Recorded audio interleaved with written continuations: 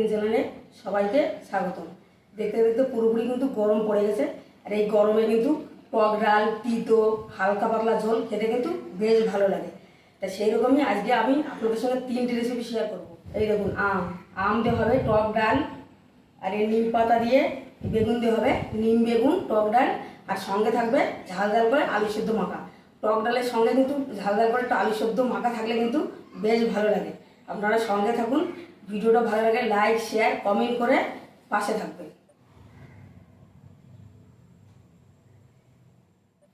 আমটা কেটে নেব, ফ্রেশ আম।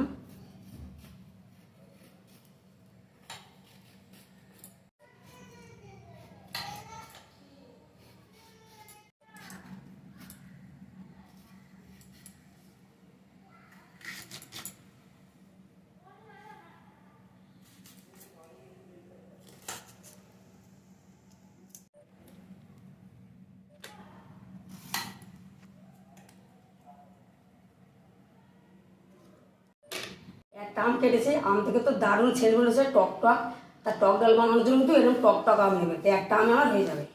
বেগুন,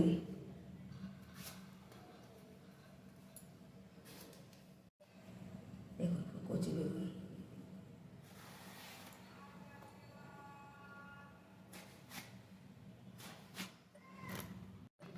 ছাড়িয়ে নেব।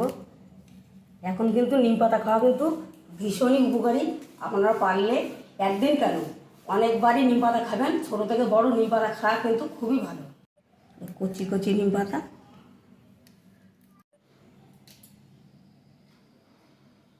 কিছু গুছিয়ে নিয়েছি, চলুন এখন রান্নাটা শুরু করি। টক ডালটা রান্না করার জন্য মুসুরির ডাল আমি আগে থাকতে সেদ্ধ করে রেখেছি, এখন ঘেটে জল দিলে হয়ে যাবে।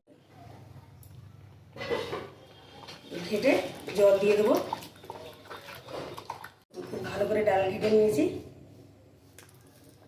জল দিয়ে দেবো। টক ডাল কিন্তু একটু পাতলাই খেতে বেশি ভালো লাগে। হলুদ গুঁড়ো দিয়ে দেবো, ভালো করে সিদ্ধ দেবো। আমগুলো সুন্দর সিদ্ধ হয়ে গেছে, এখন ডালটা ফোড়ন করে দেবো। সরষের তেল দেবো, শুকনো লঙ্কা, সর্ষে ফোড়ন সুন্দর সেন্ট বেরিয়ে গেছে, ডাল ঢেলে দেবো। দিয়েছি আমটা সব সিদ্ধ হয়ে গেছে, আর মিনিট পাশে জাল করে নিয়ে নামিয়ে নিলে টক ডাল রেডি হয়ে গেছে। এখন নামিয়ে নেব। তো মাখার জন্য শুকনো লঙ্কা পেঁয়াজ ভেজে নেব, লাল লাল করে শুকনো লঙ্কা ভেজে নিয়েছি। এই তেলের মধ্যে পেঁয়াজ ভেজে নেব, সামান্য লবণ, সামান্য হলুদ, পেঁয়াজটা খুব ভালো করে লাল লাল করে ভেজে নেব। পেঁয়াজ ভাজা হয়ে গেছে, নামিয়ে দেবো। এবার বানাবো নিম বেগুন। কড়াইতে একটু তেল দিয়ে দেবো, দিয়ে দিয়েছি, খুব ভালো করে একটু লাল লাল করে ভেজে নিয়ে বেগুনগুলো দিয়ে দেবো। এই কড়াইটা খুব ভালো করে বেগুনগুলো মিশিয়ে দেবো। লবণ দিয়ে রেখে একটু ঢাকা দিয়ে দেবো বেগুনগুলো সিদ্ধ হওয়ার জন্য।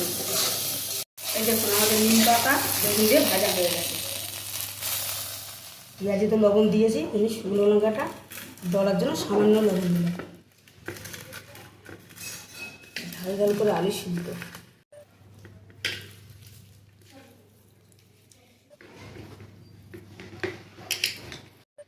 দেখুন আমাদের ঝাল ঝাল আলু সিদ্ধ মাখা হয়ে গেছে।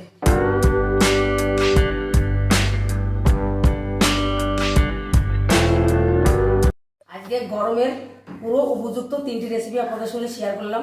কমেন্টে বলবেন কেমন লাগলো, লাইক শেয়ার করবেন, আর যে সকল বন্ধুরা ফেসবুক থেকে দেখছেন পেজটা ফলো করবেন, ইউটিউব থেকে দেখলে চ্যানেলটা সাবস্ক্রাইব করে এইভাবে আমার পাশে থাকবেন। আর এই গরমের কোনো রেসিপি আপনারা দেখতে চাইলে অবশ্যই সেটা কমেন্ট করে জানাবেন, আমি দেখানোর অবশ্যই চেষ্টা করব। দেখা হচ্ছে আপনাদের সঙ্গে।